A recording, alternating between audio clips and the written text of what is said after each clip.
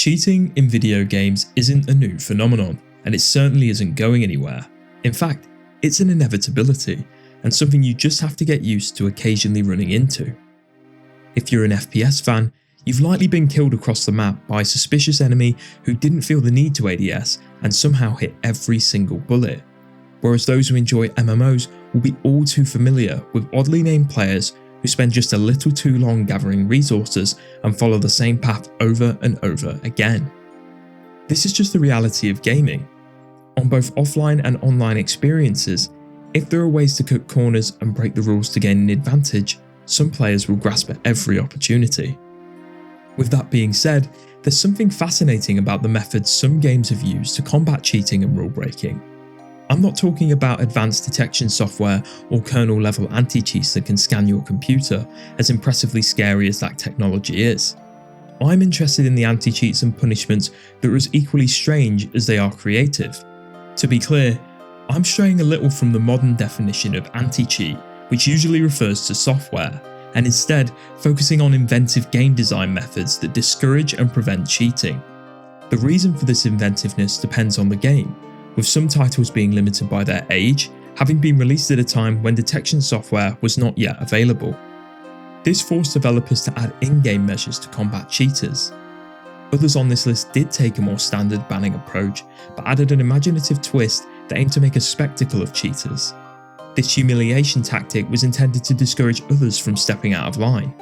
Finally, there are the games that would rather just lock cheaters away and forget about them, sometimes in locations that have to be seen to be believed.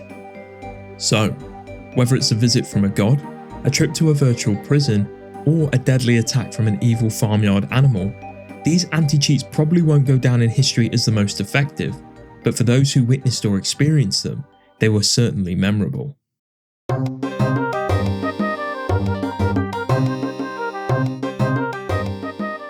We're going to start with a trip back in time to March 2004. RuneScape's creator Andrew Gower is on the cusp of launching the second version of his popular MMO, a game that was partially made in his mum and dad's kitchen. This overhaul would introduce an improved game engine, better graphics, and most importantly, the well-known Sea Shanty 2. Although this was over 2 decades ago, the RuneScape team was already struggling with cheaters in the early years, in particular, bots. These are characters created in-game that are operated by software and not a real player. They automatically complete tasks to generate gold or gain experience. While the complexity of RuneScape has increased over the years since 2004, at its heart, it's always been a game built on simplistic, repetitive actions, especially when it comes to training up skills. This made the game appealing to cheaters, as the scripts to run these bot accounts didn't have to be complicated. Popular tasks for bots to complete included woodcutting, mining, and fishing. These skills all generated resources that would consistently make plenty of gold, which often ended up on websites to be sold for real-world money. On top of negatively impacting the RuneScape economy, running into bots across the game's world frustrated the community at the time.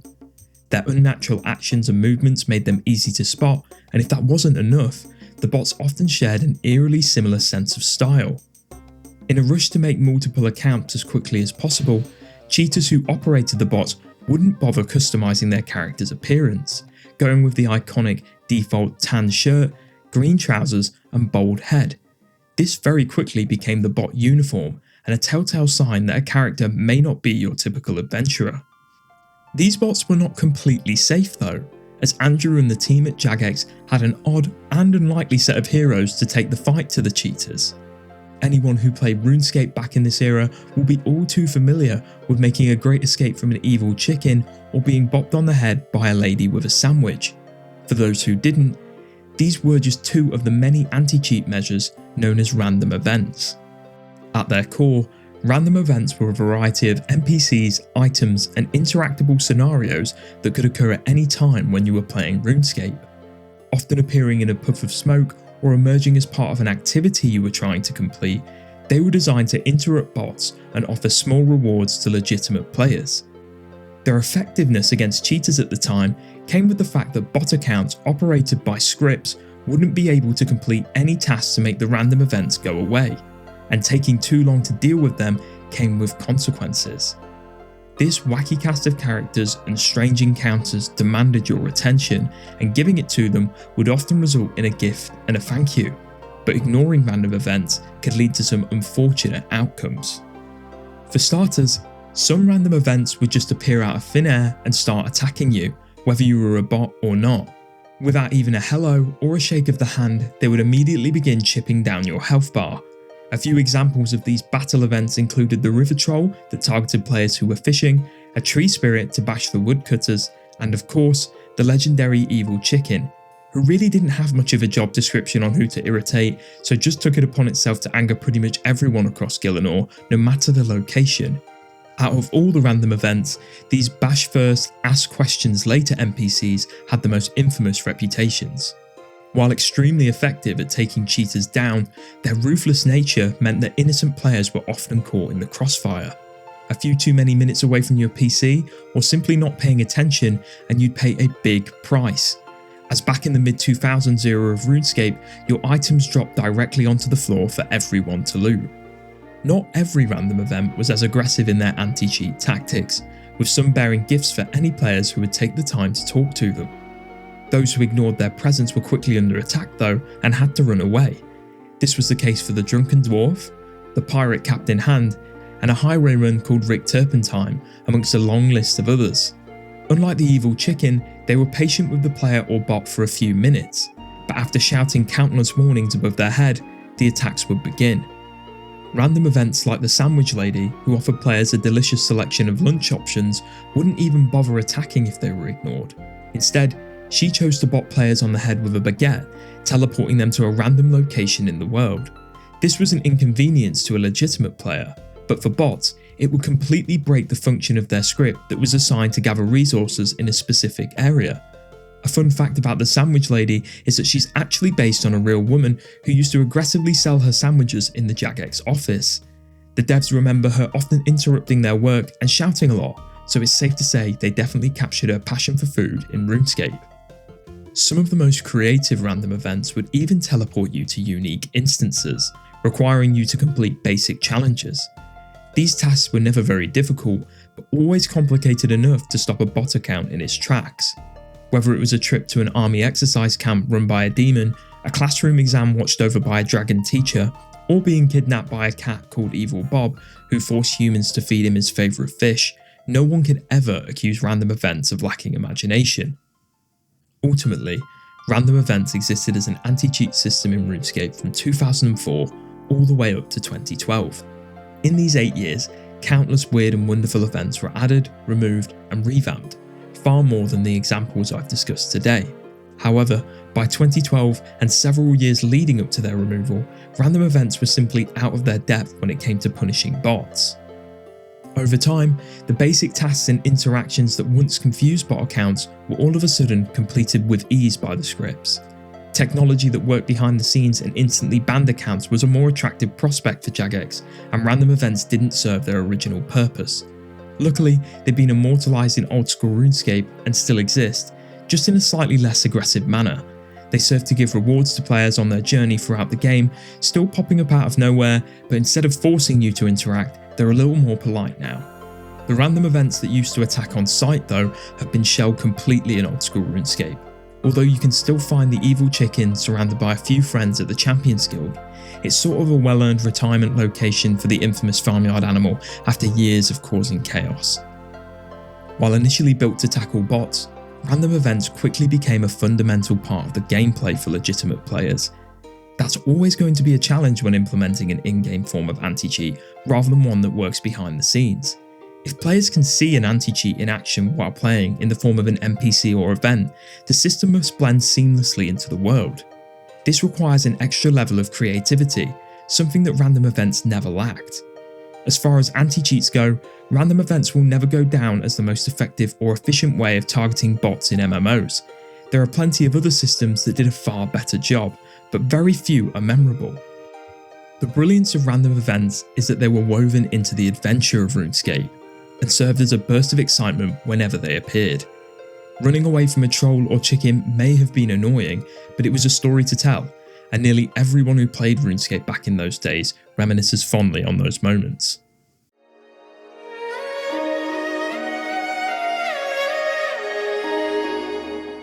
In the majority of games, when a cheater gets banned, you don't witness the punishment they receive for breaking the rules. Maybe you're notified that an account you reported was punished, or a suspicious player disappears from the leaderboards, but it's usually a process handled discreetly behind the scenes. This approach works, but it's certainly not the only way to deal with cheaters, especially if you want to get creative. For some developers, making a public example of cheaters was an opportunity to warn players that there are real consequences for repeatedly breaking the rules. Instead of just quietly issuing a ban, they were more than happy to display the punishment in front of the entire community.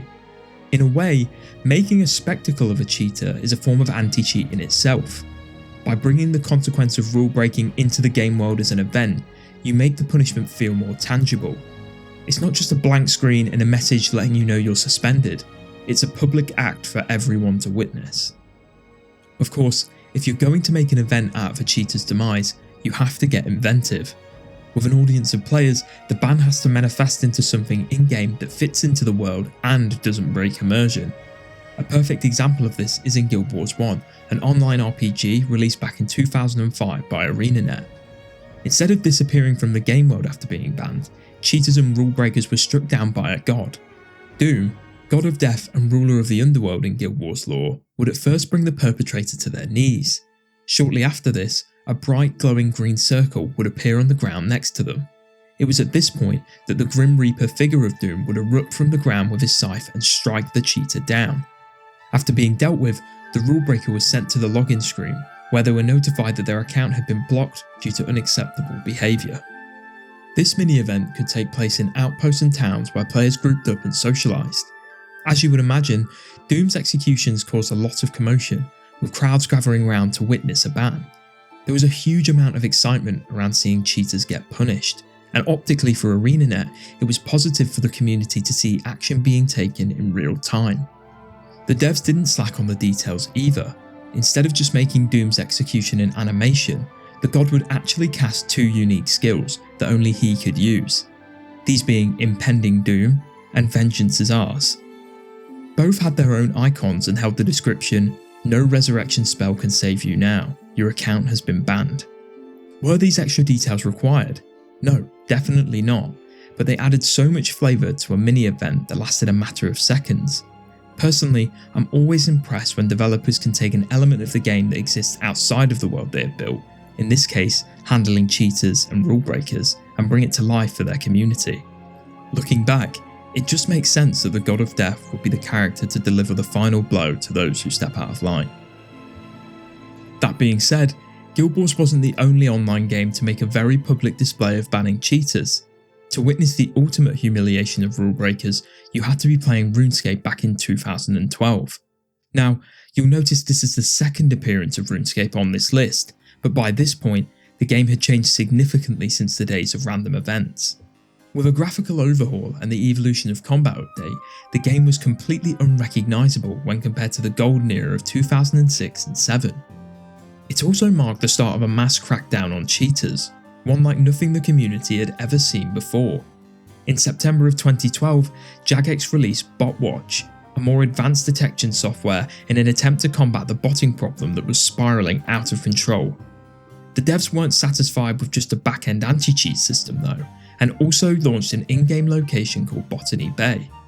As the name suggests, this was a place where legitimate players could visit and choose the punishments for bot accounts that had been caught cheating. The shadowy island, located just off the coast of Mauritania, an area of bubbling swamps and vampiric creatures, consisted of an outdoor court with a giant stone-lined hole in its centre. After a cheater had been permanently banned, this is where their account would be teleported to stand trial.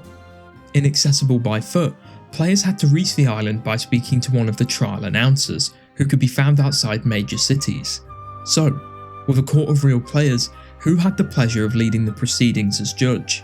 Well, Botany Bay's court was led by the imposing Botfinder General, an NPC that was actually inspired by the infamous witch hunter Matthew Hopkins, who held the title of Witchfinder General back in 17th century England. Whether Mr. Hopkins enjoyed incessantly shouting at people in real life is a mystery lost to time, but it's certainly something RuneScape's Botfinder General is very good at, with insults including Clockwork Demon and Unrepentant and corrupt, rules-breaking sluggard. The bot finder general certainly had a way with words. After the yelling had finally stopped, players in the court area were presented with an interface that offered 3 different options to terminate the cheater. These included a claw of justice that slammed the bot from above, an abyssal worm that swallowed them whole, or a deity that incinerated them to dust. If that wasn't enough, there were also crates of rotten tomatoes that could be chucked from the stands. A common question that's often asked is whether the cheater could see the trial happening from their own screen. The answer is unfortunately no. Although making a cheater sit through their own punishment would have been the cherry on top for Botany Bay, the reality is that the majority of accounts sent to the island were bots being piloted by automated software, so there was not much incentive for Jagex to make those being caught sit through the experience. The public bans offered plenty of entertainment for the community though, and those who participated in Botany Bay trials at least 7 times could even claim the golden pitchfork of justice. This item was more for style than taking out enemies in combat, but it was still worth claiming for Botany Bay's most loyal fans, especially when it unlocked an emote that allowed you to furiously shake it in the air. Unfortunately, Botany Bay no longer exists in RuneScape 3, as it was removed all the way back in 2018. The novelty and spectacle had run their course, and in an effort to declutter the game world, Jagex waved goodbye to the Bay for good. Ultimately, it's pretty clear that both Guild Wars 1's Doom Execution and RS3's Botany Bay are not primary anti-cheat systems. The work going into finding and banning the cheaters in both games had already been done before they were scythed down or covered in rotten tomatoes. Despite this, I'd argue that putting them on display with a public punishment was a deterrent against cheating in itself, as it acted as a warning to the player base. If that wasn't enough, both examples offer a canon explanation for the banning of rule breakers in game. For me, that extra effort to make it into a spectacle deserves a lot of credit.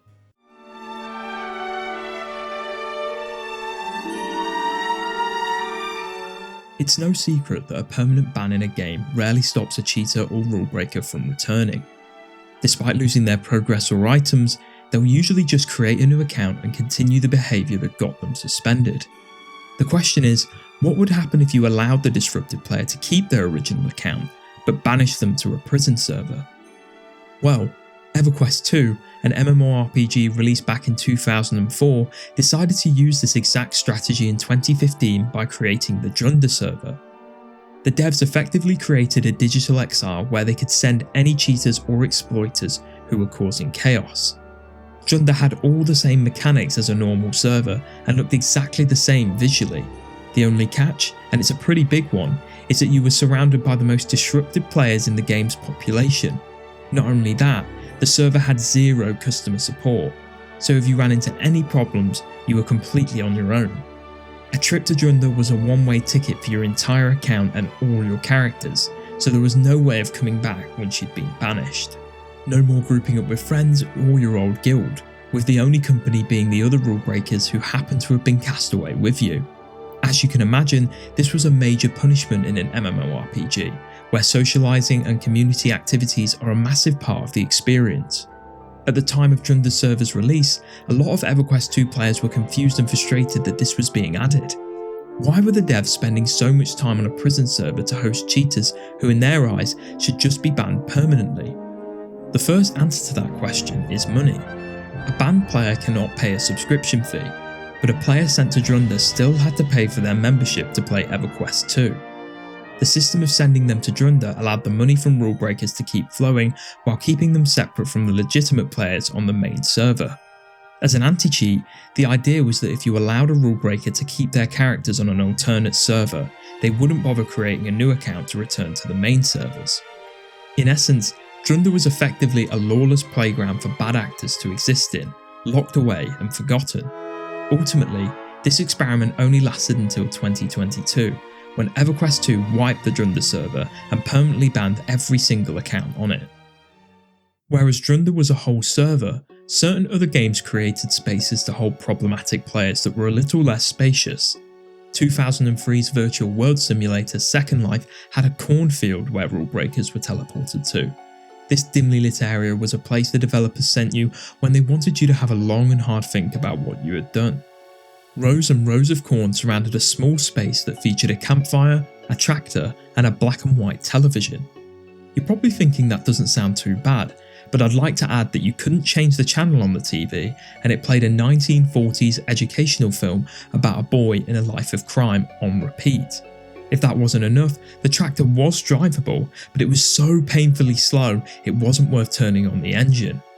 As a whole, the area was just a little unsettling and creepy. Logging into Second Life to find yourself in a cornfield cut off from the rest of the game must have been a bizarre experience. It must have also been extremely boring, which is definitely what the creators were going for. While certainly not the most harsh punishment or anti-cheat measure in gaming, it acted as a reminder that the Second Life devs could shut off the fun at any time. The cornfield prison was mainly used back in the 2006 era, and while Second Life is still online, the digital exile is no longer used as punishment today. Despite this, the farmyard prison has gained a bit of a mythical status in the game's community, with players replicating the cornfield over the years so they can experience it for themselves. Believe it or not, there was a worse place to be sent in video game history. Well, I guess that depends on your taste, but definitely a more boring location than a cornfield. To see it, we'll have to move back to RuneScape, this time in the classic era, all the way back in 2001. Long before the days of random events, a dark plane existed in the game's universe to hold all manner of rule breakers and cheaters, known as the Black Hole. RuneScape's creator Andrew Gower quickly realised his rapidly growing MMO needed somewhere to put the troublemakers, either permanently or for an undisclosed period of time. As this was before the game had a ban system or a rampaging evil chicken, Andrew had to get a little creative with his player moderation. Rule breakers would be teleported to the Black Hole, a void of darkness detached from playable areas that was impossible to escape. This is as dull as it sounds, sending wrongdoers to an area of complete emptiness.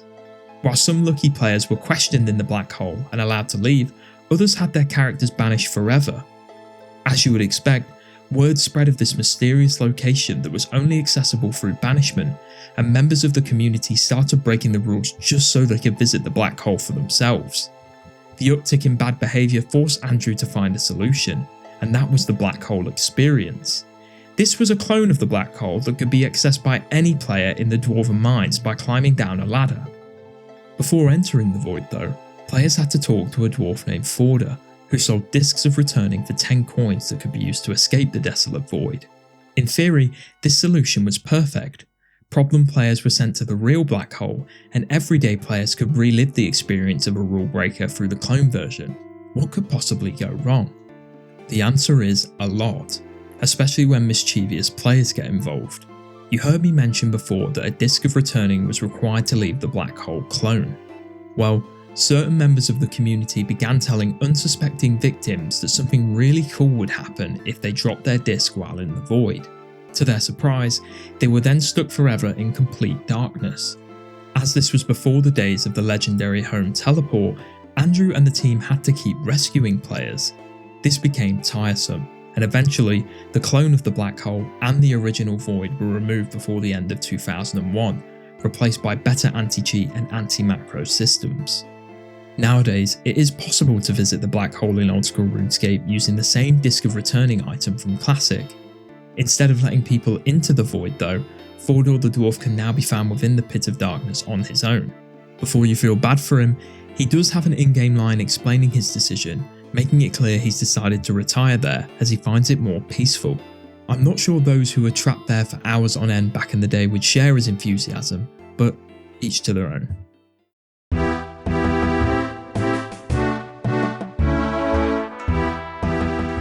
My intention for this video wasn't to highlight the best and most effective systems for stopping cheating and rule breaking in video games.